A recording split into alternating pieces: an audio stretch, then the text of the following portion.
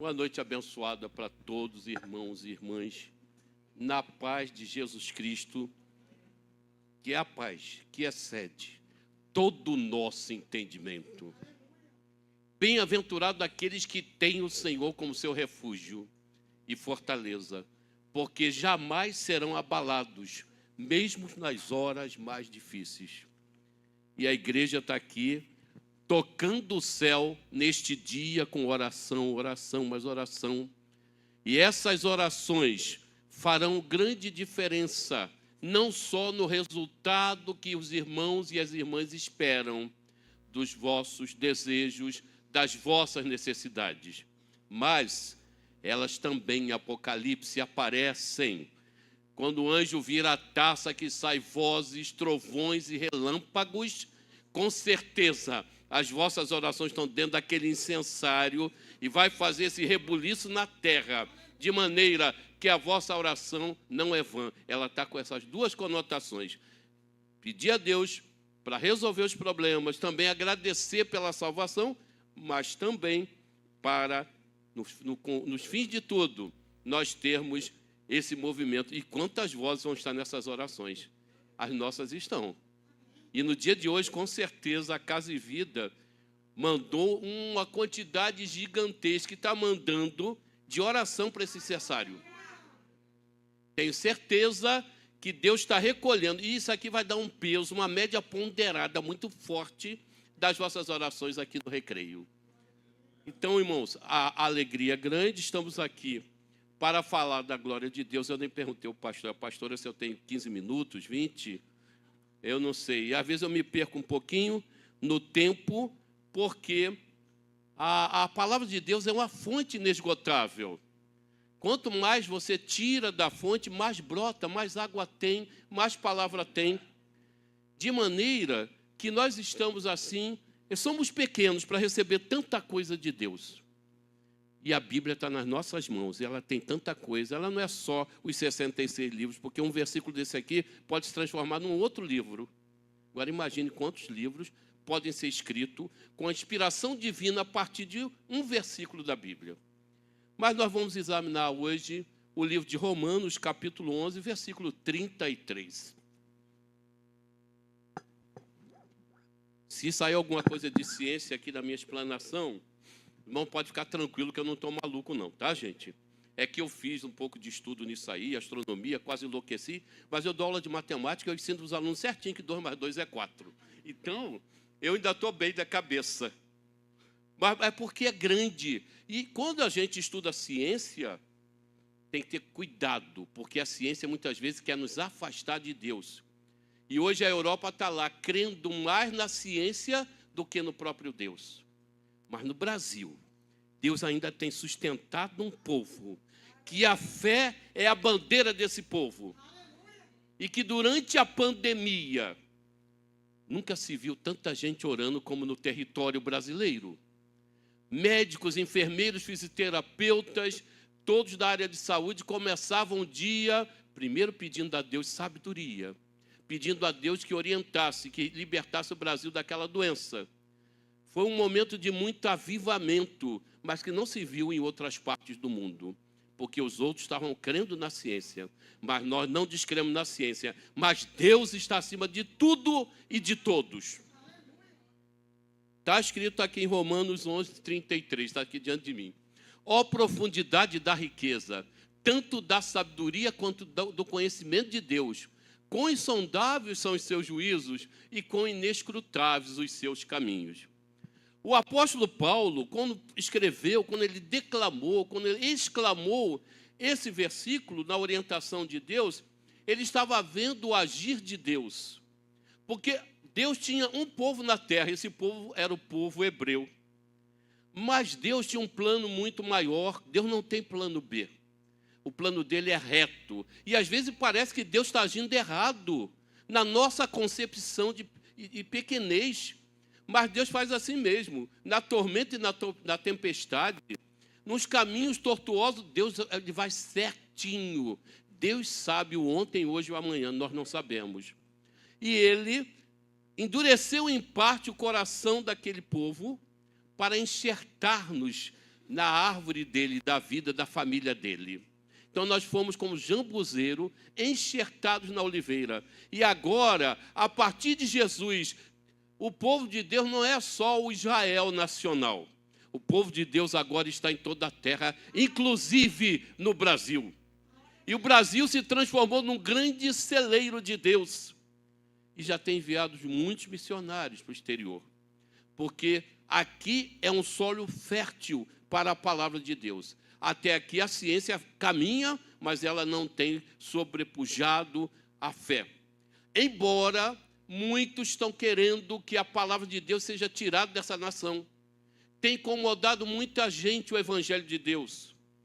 Como nas escolas, que não se pode falar muito no evangelho, mas na nossa escola nós oramos. O pastor Pérez sabe disso. A gente chega lá, primeiro faz oração de começar o trabalho. Não tem ninguém para criticar, porque boa parte é evangélica e os católicos também oram conosco.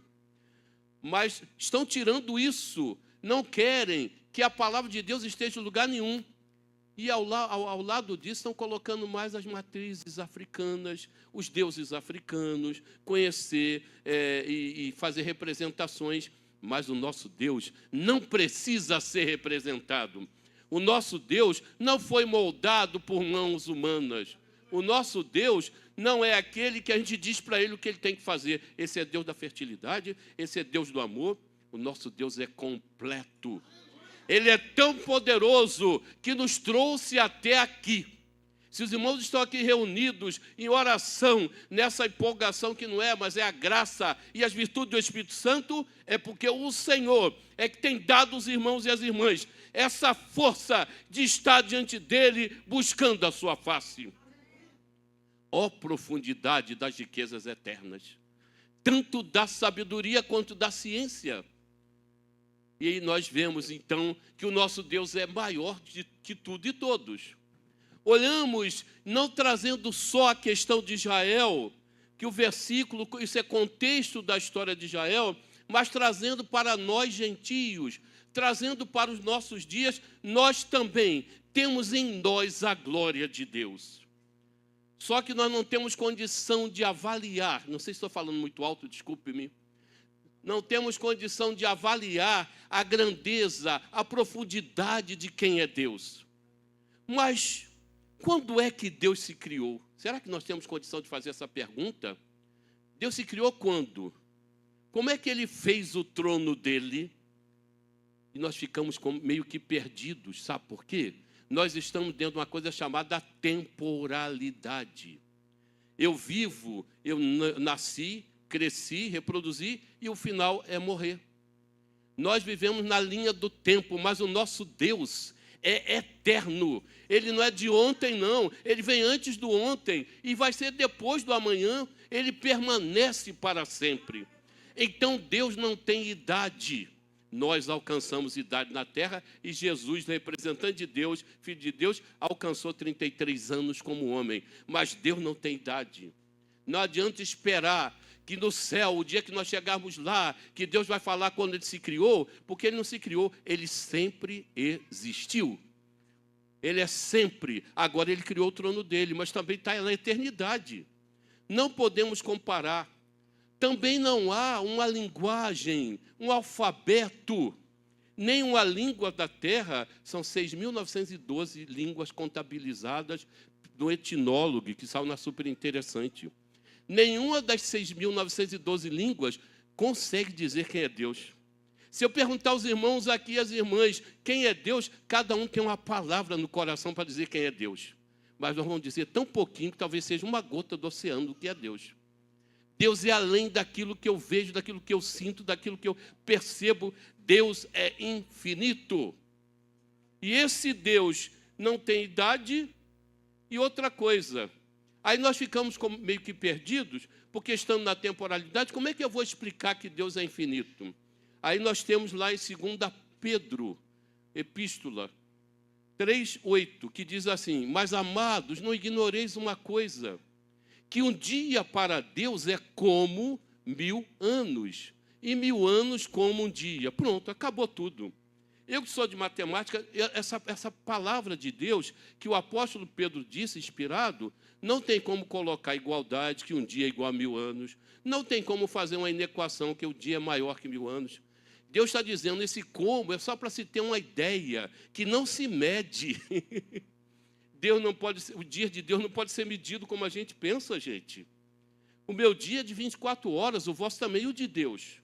Um dia é como 1000 anos, e 1000 anos como um dia. Como? Porque Deus amou o mundo de tal maneira. Esse tal também está dizendo que é tão sublime, é tão vasto, que não dá para dizer como é que é. Então, os dias de Deus não são iguais aos nossos dias. Então, nós temos que ter cuidado também para não entrar em choque com a ciência. Porque Deus fez o mundo em quantos dias? 6 dias. E descansou no... Mas os dias de Deus não são de 24 horas, não. Porque se um dia é como 1000 anos, e 1000 anos como um dia, o dia de Deus é o dia de Deus. E a ciência diz que o mundo tem mais de 5 bilhões de anos. A ciência diz que houve a ideia do Big Bang, uma explosão no Sol.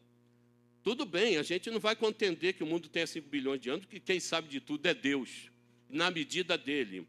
Mas a gente pergunta, se o Sol explodiu, quem é que criou o Sol? Acabou com a ciência. Tem que ter alguém que criou o Sol. Mas para os crentes nós sabemos que os luminares foram criados pelo nosso Deus. Não adianta postergar, levar a ciência lá para frente. Vai voltando para ver se não vai chegar num ponto que não se resolva mais. E aí só a fé dos crentes, que estão descansados no poder do Senhor, é que tem a resolução, porque nós não temos problemas nem questionamentos, nós aceitamos como se fosse um experimento científico. Mas o homem não, o homem quer provar. Deixa os cientistas trabalharem, porque eles vão contra a palavra e acabam batendo no resultado que é a própria palavra de Deus. Dão uma volta para dizer, é isso mesmo, sabe? Mas para nós não tem problema não, mesmo que eles não comprovem nada, a minha fé está acima da ciência.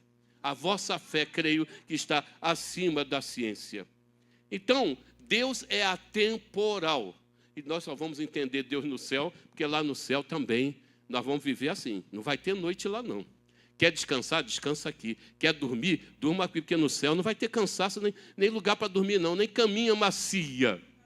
Lá nós vamos estar tão cheios da graça, do poder e da força de Deus, que nós só vamos louvar a Deus o tempo todo, sem rouquidão. Vamos estar como os serafins que clamam, santo, santo é o Senhor dos exércitos, toda a terra está cheia da sua glória. E aqueles serafins não se cansam, porque dentro deles está 100% do poder do Altíssimo, de maneira que eles são movidos pelo próprio Deus para glorificá-lo. Nós vamos chegar a esse ponto, que nós somos celeste. A nossa pátria não é aqui. Aqui eu sou brasileiro. Lá em cima, eu vou viver no céu, e vamos ser não precisa de bandeira. É a Jerusalém celeste. Nós vamos estar juntos e louvando a Deus. Então, descansem aqui na terra. Comida no céu? Não sei como é que é. Eu quero galeto, eu quero filé mignon. A comida do céu é diferente, gente, mas é gostosa também, porque lá nós vamos receber um novo corpo e também um novo nome. Qual será o teu nome lá, irmão e irmã? Qual será o nome lá? Seja qual for o nome dado por Deus, vai ser o mais lindo, mais belo. O meu vai ser lindíssimo, o vosso também. E estando no céu com Deus, a glória é grande. A mensagem está saindo por outros caminhos, mas vamos lá. De maneira que nós vamos poder visitar uns aos outros. Não tem parede para impedir um corpo espiritual atravessar, nem portas que nos prendam. Porque quando Jesus ressuscitou, ele entrou onde estavam os apóstolos orando, buscando, sem precisar abrir a porta nem janela. E ele tinha corpo. Assim também, quem sabe eu vou visitar aqui os irmãos e as irmãs das vossas casas. Ninguém vai ficar zangado que eu cheguei sem avisar. Porque é no céu de Deus. E quem não sabe dirigir não tem problema, porque os carros do céu, segundo a minha fé, pode passar por cima de ti, tu passa no meio do carro, porque é corpo espiritual, não tem colisão. Aqui a gente colide, dá cabeçada, cai, dá topada, lá não tem nada disso. É o céu de Deus que nos aguarda, ó profundidade das riquezas, tanto da sabedoria quanto da ciência. E aí nós entramos em discussões aqui, tem muito a ver com um pouco da ciência, porque Deus criou a terra, está lá em Gênesis, que ele criou o homem, em Gênesis 2, 16, 17 diz, e fez Deus os dois grandes luminares, o luminar maior para governar o dia, e o luminar menor para governar a noite, e fez as estrelas. E Deus os pôs na expansão do céu, para iluminar a terra. Como é bom crer na palavra de Deus, a gente se sente fortalecido. Imagine, Deus criou os luminares, Deus criou a luz e achou bom. Isso significa que Deus cria quantas luzes Ele quiser. Daquela que Ele criou para a terra, Ele gostou muito, colocou lá o sol. E o sol está lá em cima, a 150 milhões de quilômetros. Como é que Ele consegue esquentar tanto a terra? Precisa de outro luminar para esquentar a terra depois do sol? Além do sol? Claro que não. Se o sol já deixa a gente numa situação complicada, a pressão sobe, tem gente que passa mal, porque Deus é poderoso. Aquele sol que está lá em cima, ele até se movimenta, um pouquinho. Ele sobe e desce. Mas como ele sobe e desce? Não é isso. É a terra que está se movimentando. Isso vai gerar um problemão na ciência, porque quando a gente sente que o tempo está frio, o sol deve estar a 147 milhões de quilômetros da gente. E quando está calor, e quando está frio, está a 150 milhões de quilômetros. Aí gera os equinócios e os solstícios. Solstícios é o tempo quente, e os equinócios são os tempos frios, aí a noite é maior que o dia.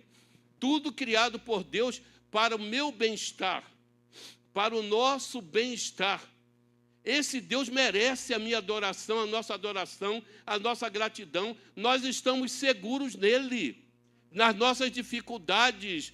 Nós somos bem-aventurados por conhecer um Deus tão grande e não ficar preso aos deuses culturais, aos deuses que foram criados por mãos de homens.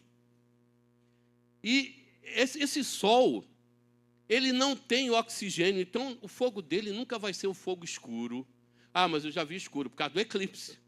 O fogo do sol, já viram quando alguém está se formando que joga aquela chuva de pratas em cima da pessoa, de papel?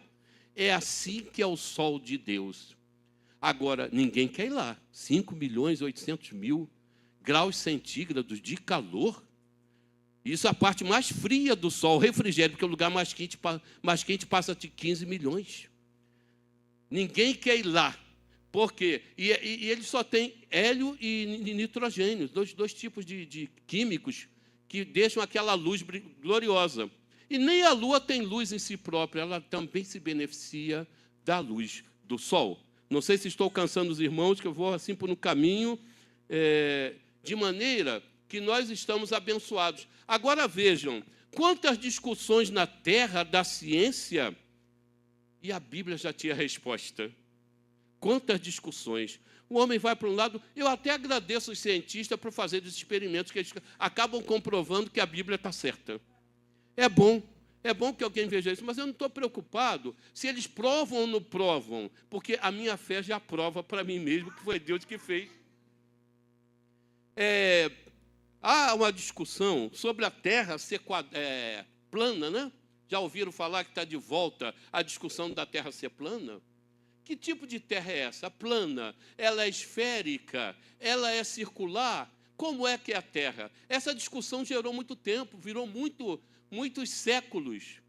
Desde o passado, desde a geometria plana, geometria euclidiana, lá nos pitagóricos, na época de Tales, de Euclides, fala-se da geometria plana. E essa geometria veio por muito tempo, e ninguém sabia ao certo como é que era a Terra.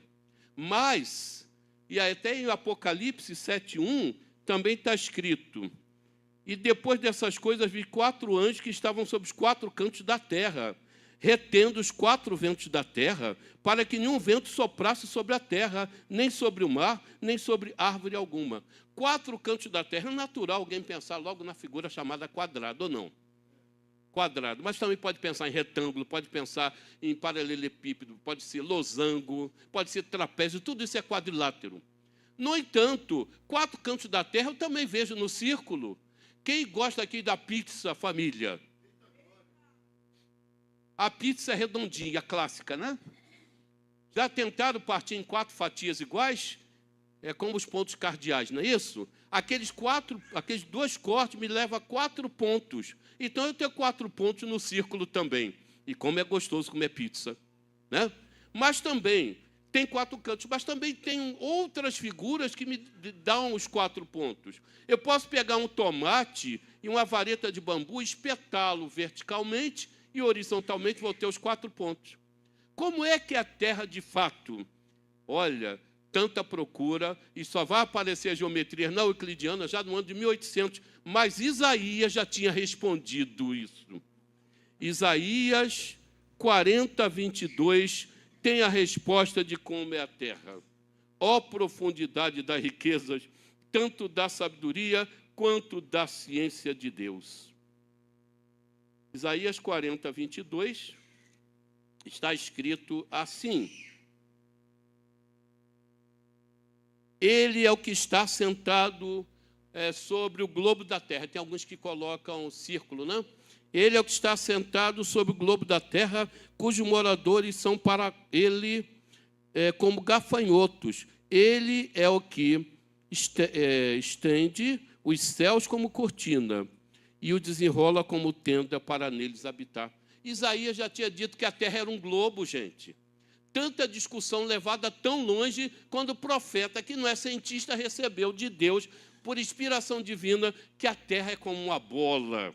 E quando alguém está em alto mar, que vê alguma embarcação vindo, não parece que ela está vindo de longe, parece que ela está saindo dentro d'água, por causa da curvatura da terra.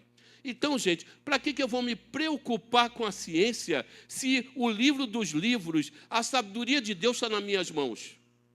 Então, valeu a pena ter a Bíblia em mãos, porque Isaías já tinha respondido. Mas nós temos um outro detalhe. Desculpe aí se eu estou cansando os irmãos. Médicos, minhas consciências é assim meio, sabe, às vezes. Lá em Josué, capítulo 10, 12 a 14, tem um outro detalhe muito importante. Josué 12, 14. Às vezes a versão da Bíblia é um pouquinho diferente, mas diz assim: Então Josué falou ao Senhor no dia que o Senhor deu os amorreus na mão dos filhos de Israel. E disse aos olhos dos israelitas: Sol, detente em Gibeão, e tu, lua, no vale de Ajalon.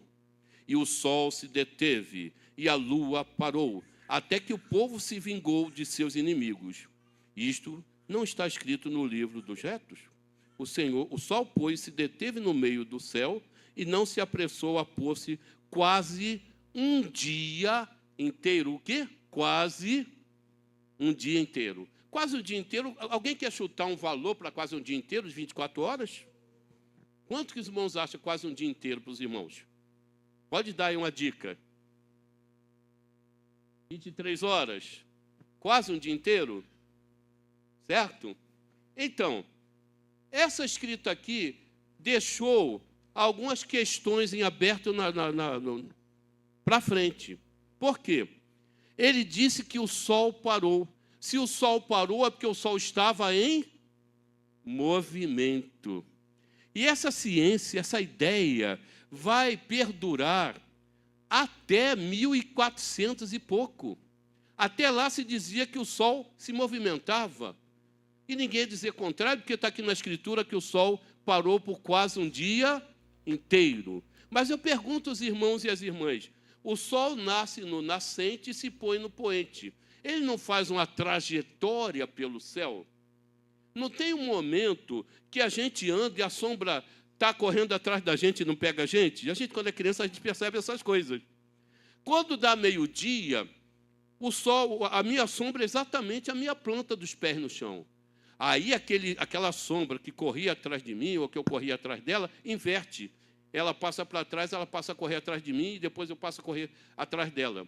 Isso é a trajetória do sol no céu. Dá a entender que o sol se movimenta, ou não?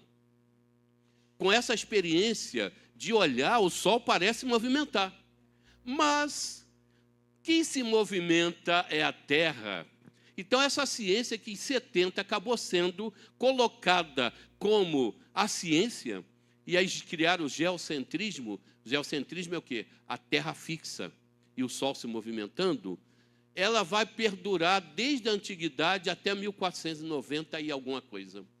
Mas isso atrapalhou a ciência evoluir, porque nós tínhamos o zelo da Igreja Católica, que tudo que fosse descoberto, que não batesse com o ensino da Bíblia, a pessoa era castigada.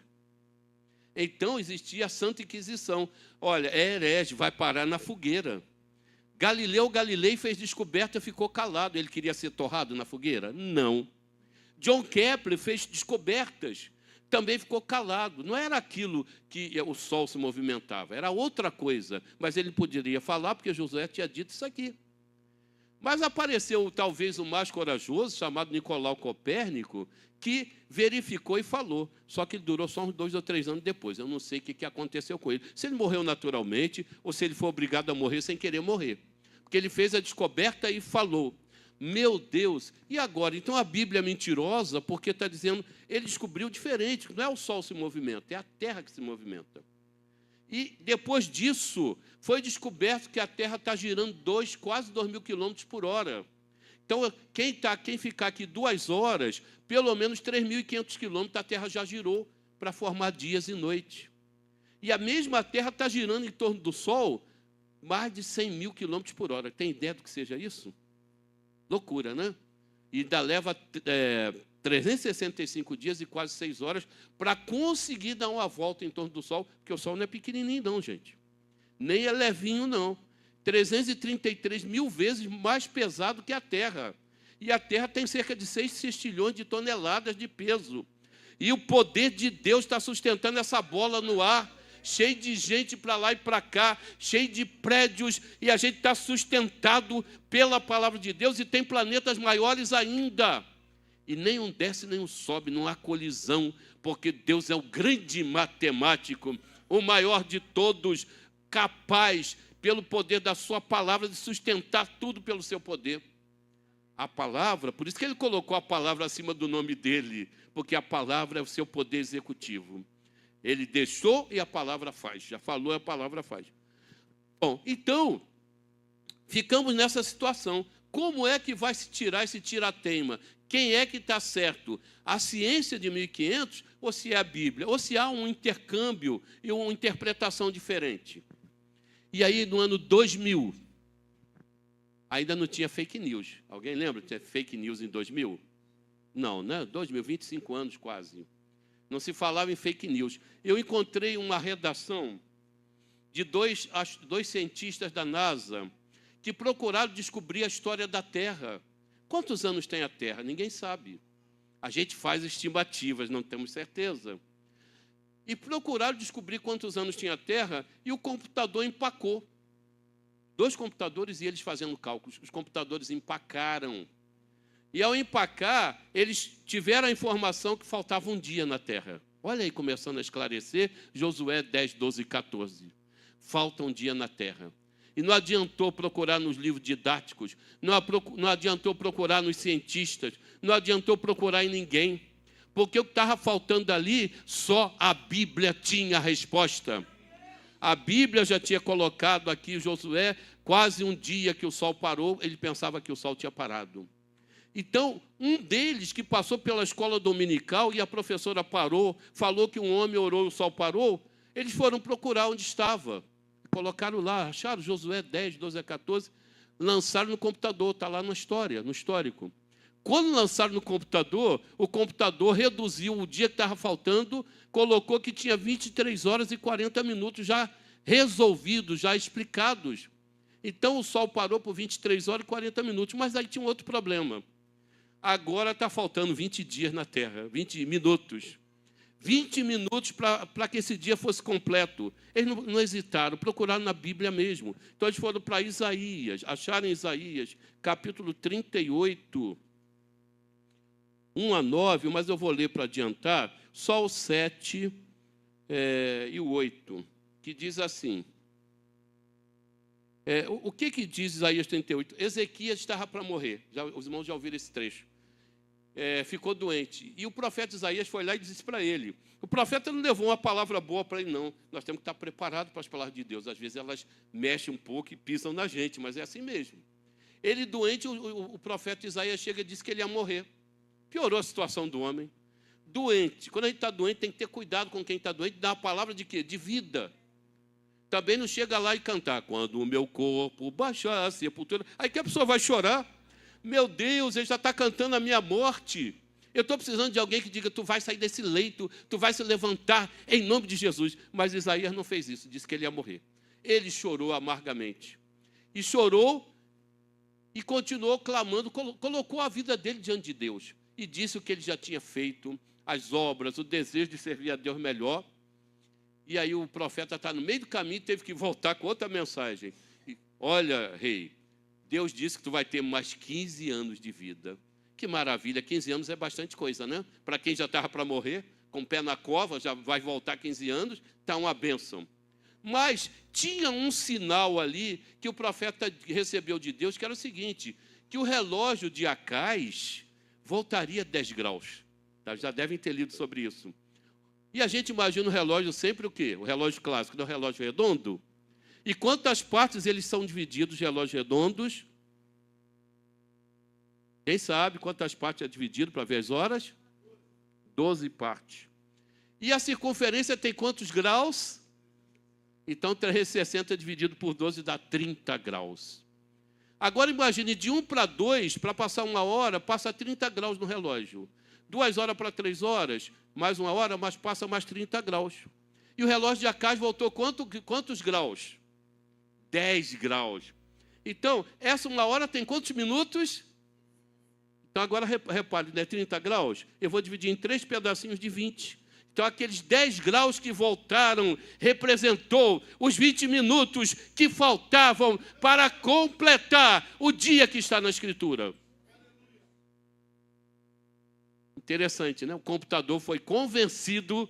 Muitos homens não querem ser convencidos pelo Evangelho, mas eu creio que o computador se converteu ali na hora, porque a matemática terrestre não resolveu. Mas a palavra do Senhor não deixou brechas, ela respondeu tudo. É uma maravilha. Mas devemos também pensar na glória que está sobre nós. Deus também revela aos homens as coisas. Está aí a sabedoria, a ciência, não é Deus que tem revelado? O homem não foi feito à imagem e semelhança de Deus? Então, Deus dá ao homem a capacidade, é só buscar. Deus não faz acepção, se buscar, recebe. Ah, mas ele nem é crente, é uma pessoa que vive impiamente, mas ele se dedica, Deus dá a ele a bênção. Também não adianta eu, crente, vou fazer prova amanhã, chego aqui na igreja, ore por mim, que amanhã eu vou fazer prova. Deus não vai dar cola para ninguém. Deus é correto, Ele faz lembrar. Então, antes de pedir oração, para ser aprovado o concurso, estude que Deus te ajuda. Ele vai te dar saúde para no dia seguinte fazer a prova, vai esclarecer na sua mente aquilo que já estudaste. Deus não dá jeitinho, não. Ele é perfeito, a justiça. Ele é justiça. E às vezes aquele que não é crente, nem crê em Jesus, mas estudou tanto, ele é misericordioso mesmo. O sol dele nasce para os bons e para os maus. Mas a glória dele está em mim. E Deus, à medida que as pessoas vão procurando, vão encontrando. Quem já ouviu falar do homem vitruviano? Então, quando alguém, na filosofia, ele até me dá aula, um homem chamado Marcos Vitrúvio, quando começaram a desenhar o homem, quando começaram a fazer esculturas, ia sair tudo errado. Tinha a ciência de Deus, porque as esculturas têm uma perfeição muito próxima da humana, porque o homem recebeu de Deus as medidas matemáticas para fazê-la. Porque não foi a mamãe quando recebeu no ventre o embrião para formar a criança, que teve a preocupação para que o estereótipo daquela criança fosse perfeito. É a mão de Deus em tudo, gente. A mão de Deus está em tudo nas nossas vidas. Então o homem traz em si uma razão e proporção que vem de Deus. Aqueles prédios antigos da Grécia foram feitos por uma coisa chamada seção áurea. E dali surgiu uma coisa chamada número de ouro. Quem já ouviu? Número de ouro. Os irmãos sabiam, as irmãs, que o número de ouro está no nosso corpo? Que nós somos a imagem e semelhança de Deus? E os homens descobriram nessa busca. Chegar a casa, já vá pegando a fita métrica para medir. A cabeça da gente, isso aqui, 7,5, 7,5 cabeça, a 8 cabeças, pega a medida, se der 10 centímetros, multiplica por 7,5 por 8, vai dar exatamente a sua estatura. A medida é a cabeça. Se abrir os braços, isso também é a minha estatura. Pode chegar em casa e medir que vai dar a sua estatura na parede. E outra coisa, todo o nosso corpo é trabalhado na medida do número de ouro, 1,6. Tudo é medido assim. Por isso a nossa perfeição. Por isso Miguel Ângelo pôde produzir esculturas legais. Por isso Leonardo da Vinci, os irmãos já ouviram falar, produziu no meu tempo de aluno. Talvez tenha alguém que possa ter vivido um pouquinho disso. Caderno dessa forma. Um círculo, um quadrado, um homem assim, assim, assim, todo assim. Ninguém me disse na época que aquilo ali era o homem vitruviano, o cânon humano. O Leonardo da Vinci produziu em cima desse conhecimento, do número de ouro. Porque Deus produziu as suas obras. Deus está acima de tudo. Nós temos muito que aprender com Deus, gente. Tudo nós temos que aprender com Deus. Então, nós estamos com o principal livro e a principal sabedoria, ó profundidade das riquezas, tanto da ciência quanto da sabedoria de Deus. Quão insondáveis os seus juízos e quão inescrutáveis os seus caminhos. Mas não é só aí, não, gente. Deus, a mão de Deus está em tudo. Se olhar uma árvore do meio para cima, o número de ouro está lá.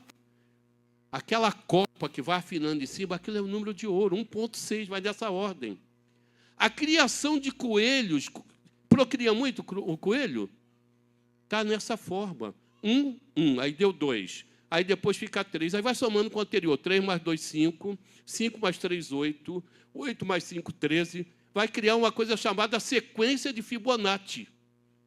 Ih, irmão, Luiz Fernandes, o pastor Pérez, não traz mais esse homem aqui não, nem pastora Janaína. Ele está meio maluco. Deus trabalhando na natureza. As flores de 5 pétalas, todas têm um número de ouro. Caramujos têm número de ouro. Deus está em tudo. Nós temos o número de ouro em nós. Nós estamos muito abençoados com o Senhor. A nossa alegria é essa, de estar com Ele, de ver a obra de Deus nas nossas vidas. Só que muita gente não está aí para ver. Esse corpo que é feito do pó da terra, tem a ciência de Deus nele. Olha, ele vale muito. Dizem que a carne para nada aproveita, está escrito isso aí. Mas a carne para nada aproveita quando o Espírito sai. E quando o Espírito está em nós, nós temos um valor muito grande. Eu não vendo um dedinho desse nem por $1 milhão. Eu sem dedo, em nome de Jesus, nunca. Nós somos ricos, gente. Viemos aqui andando e vamos para casa, as mulheres vão trabalhar, as mulheres vão ajudar a família, as mulheres vão lecionar, os homens vão trabalhar. Não tem riqueza maior que essa, não. Tem muita gente endinheirada em cima da cama, precisando de quem os vire, de quem os dê comida, de quem os dê banho. Mas nós não, estamos aqui abrindo a nossa boca, levantando as nossas mãos para dizer que Deus é grande. A nossa missão é glorificar o nome do Senhor. Por isso devemos avançar, servir ao Senhor com alegria e com prazer. E nas dificuldades, não olhar para os problemas. A gente vê um problema tão grande diante de nós, não é isso? Quantas vezes? Insolúveis às vezes. Mas vamos dizer para o nosso problema, tem problema não, maior é Deus. Maior o que está em nós do que o que está no mundo. Vamos profetizar em nossas vidas bênçãos. E nas dificuldades, não abandone o Senhor. Ele permite a prova, mas no final da prova, a vossa fé é edificada, é solidificada, é aumentada. Tudo que acontece com o justo, com o servo de Deus na terra, é para o bem do servo de Deus. Final das contas, a gente sai abençoado e até ajudando outras pessoas que estão passando por situações semelhantes e que não têm condição de passar pelo problema. E aí a gente, com a nossa fé, com a nossa experiência, né, pastora Janaína? Que ajuda bastante o pastor e que está em oração, que às vezes até o pastor lá, meio-dia, o homem está olhando o celular, está orando junto com a esposa aqui, com os irmãos, participando da oração, porque a oração, ela é como uma manivela. A gente sabe do efeito da oração é grande. Por isso, nós devemos avançar, já estou encerrando a palavra, para não me alongar muito, porque nós estamos numa época tão veloz que tudo cansa. Nós temos que ficar em movimento. O jovem não aguenta mais a aula falada. Ai, meu Deus, tem que aguentar esse cara falando.